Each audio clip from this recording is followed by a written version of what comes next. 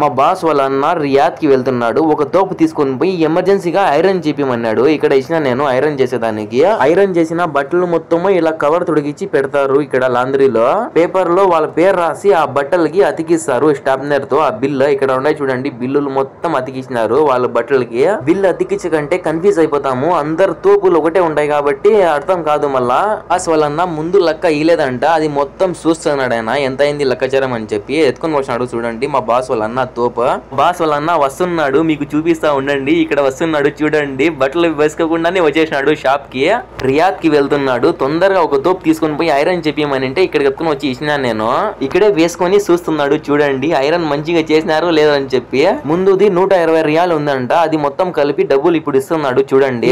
చేతులు ఉనుకలాడుతున్నాయి చూడండి. నాకు షాప్ దగ్గరికి వెళ్ళమన్నాడు, నేను షాప్ దగ్గరికి వచ్చిన. మీకోసం ఒక సాంగ్.